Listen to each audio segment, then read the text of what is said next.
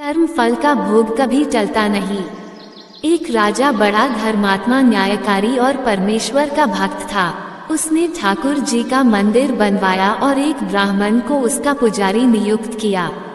वह ब्राह्मण बड़ा सदाचारी, धर्मात्मा और संतोषी था। वह राजा से कभी कोई याचना नहीं करता था। राजा भी उसके स्वभाव से बहुत प्रसन्न था।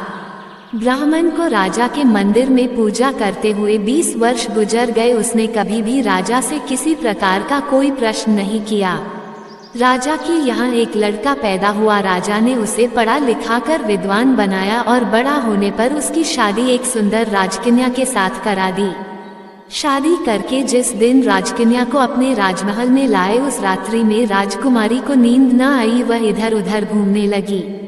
जब वो अपने पति के पलंग के पास आई तो क्या देखती है कि हीरे जवाहरात जड़ित मोथे वाली एक तलवार पड़ी है।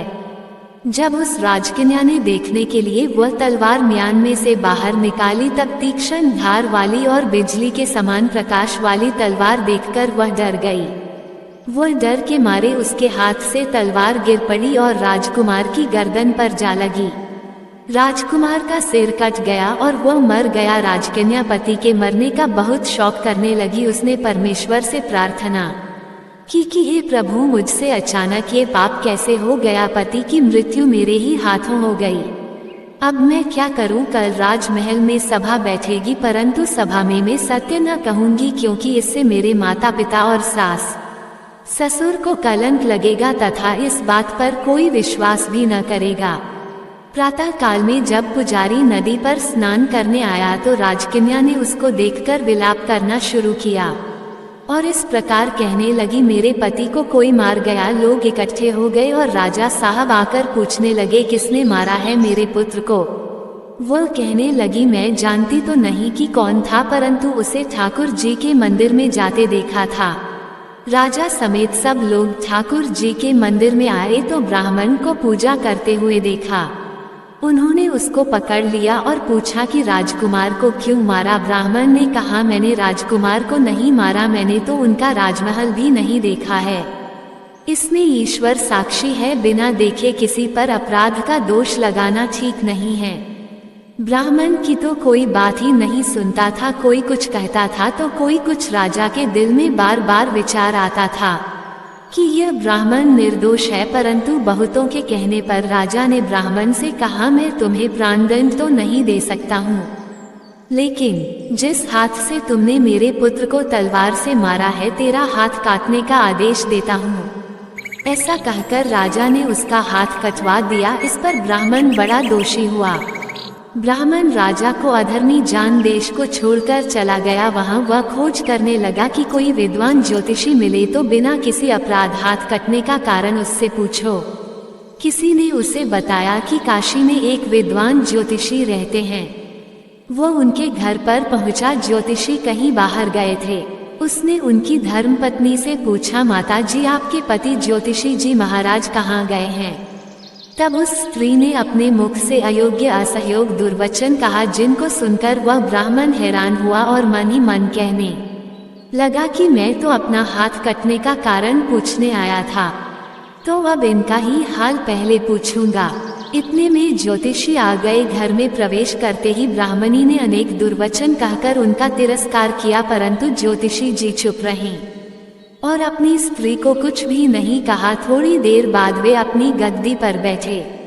ब्राह्मण को देखकर ज्योतिषी ने उनसे कहा, कहिए ब्राह्मण देवता, कैसे आना हुआ।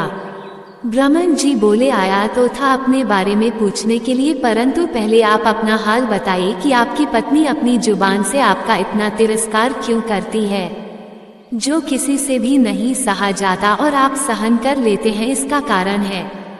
फिर ज्योतिष जी बोले, यह मेरी स्त्री नहीं, मेरा कर्म है। दुनिया में जिसको भी देखते हो, अर्थात भाई, पुत्र, शिष्य, पिता, गुरु, संबंधी, जो कुछ भी है सब अपना कर्म ही है। वह स्त्री नहीं, मेरा किया हुआ कर्म है और यह भोगे बिना कटेगा नहीं। अपना किया हुआ जो भी कुछ शुभ अशुभ कर्म है वह अवश्य ही भोगना पड़ता है। बिना भोगे तो सैकड़ों करोड़ों कल्पों के गुजरने पर भी काम नहीं चल सकता। इसलिए मैं अपने कर्म खुशी से भोग रहा हूँ और अपनी स्त्री की ताड़ना भी नहीं करता, ताकि अगले जन्म में इस कर्म का फल भोगना ना पड़े। ब्राह्मण ने ज्योतिष जी से उनके बारे में पूछा। ब्राह्मण महाराज, आपने क्या कर्म किया था जो आपको इतना सहना पड़ रहा है? तब ज्योतिष जी ने कहा, मेरी पिछले कर्म की आप मेरी कहानी सुनिए, आपको सब सवालों का जवाब मिल जाएगा।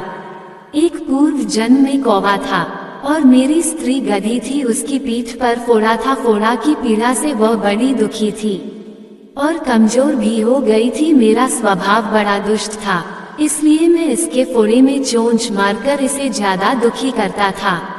जब दर्द के कारण ये कूदती थी तो इसकी वह हालत देखकर मैं खुश होता था।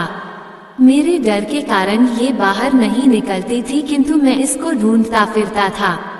ये जहाँ मिले वहीं इसे दुखी करता था। आखिर मेरे द्वारा बहुत सताए जाने पर दुखी होकर यह गांव से 10-12 मील दूर जंगल में चली गई। वहाँ गंगा जी के किनारे जंगल में हरा हरा घास खाकर और मेरी चोटों से बचकर सुखपूर्वक रहने लगी। लेकिन मैं इसके बिना नहीं रह सकता था। इसको ढूंढते ढूंढते मैं उसी जंगल में जा पहुंचा और वहाँ इसे देखते ही मैं इसकी पीठ पर जाकर बैठ गया और उसके फोड़े पर जोर से चोंच मारी तो मेरी चोंच उसकी हड्डी में चुभ गई और फंस गई। इसने चोंच छुटाने के अनेक प्रयास किए, फिर भी चोंच न छूटी। मैंने भी निकालने का बड़ा प्रयत्न किया मगर ना निकली। फिर इसने सोचा कि मैं पानी में चली जाती हूँ, पानी के डर से ही ये दुष्ट मुझे छोड़ेगा। ऐसा सोचकर यह गंगा जी में प्रवेश कर गई, परंतु वहाँ भी मैं अपनी चोंच नहीं निकाल पाया। आखिर में यह बड़े गहरे पानी में प्रवेश कर गई। गंगा का प्रवाह तेज होने के कारण हम दोनों बह गए और बीच में ही मर गए। तब गंगा जी के प्रभाव से ये तो ब्राह्मण बनी और मैं बड़ा भारी ज्योतिषी बना। तब वही मेरी स्त्री हुई जो मेरे मरण पर्यंत अपने मुख से गाली निकालकर मुझे देती है और मैं भी अपने पूर्व कर्मों का फल समझकर सहन करता रहूंगा। इसका दोष नहीं मानूंगा, क्योंकि यह किए हुए कर्मों का ही फल है, इसलिए मैं शांत रहता हूँ। अब अपना प्रश्न पूछो। ब्राह्मण ने अपना सब समाचार सुनाया और पूछा, अधर्मी पापी राजा ने मुझे निरपराध का हाथ क्यों कटवाया? ज्योतिषी जी बोले, राजा ने आपका हाथ नहीं कटवाया, आपके पिछले कर्म ने आपका हाथ कटवाया है। पूर्व जन्म में आप एक तपस्वी थे और राजकन्या गाय थी तथा राजकुमार कसाई था। कसाई जब गाय को मारने लगा तब वो बेचारी जान बचाकर आपके सामने से जंगल में भाग गई। पीछे से कसाई आया और आपसे पूछा कि इधर से कोई गाय तो नहीं गई है, और आपने प्रण कर रखा था कि झूठ नहीं बोलूंगा। अतः जिस तरफ वो गाय गई थी उस तरफ आपने अपने हाथ से इशारा किया तो उस कसाई ने जाकर गाय को पकड़ लिया और मार डाला। जब गंगा के किनारे वो उसकी चमड़ी निकाल रहा था, इतने में ही उस जंगल से शेर आया। गाय और कसाई दोनों को खाकर गंगा जी में ही उनकी हड्डियां फेंक दी और गंगा जी में ही बह गई। गंगा जी के प्रताप से कसाई को राजकुमार और गाय को राज्य ब्राह्मणकन्या का जन्म मिला एवं पूर्वजन्म के किए हुए उस में एक रात्रि के लिए उन दोनों को इकट्ठा किया, क्योंकि कसाई ने गौ माता को मारा था। इसी कारण राजकन्या के हाथों अनायास की तलवार गिरने से राजकुमार का सिर कट गया और वह मर गया। इस तरह अपना फल देकर कर्म वापस हो गया। तुमने जो हाथ का इशारा रूप कर्म किया था उस वजह से तुम्हारा हाथ कटा। दोस्तों, इस कहानी से हमें ये सीख मिलती है कि हमारे पिछले कर्मों का भुगतान हमें अपने अगले जन्म में करना ही पड़ता है। यही नियति का नियम है। अगर आपको ये कहानी अच्छी लगी हो तो इसे लाइक शेयर जरूर कीजिएगा और ऐसे ही अच्छी कहानियों को सुनाने के लिए मेरे चैनल को सब्सक्राइब करना बिल्कुल भी ना भूलें। धन्यवाद।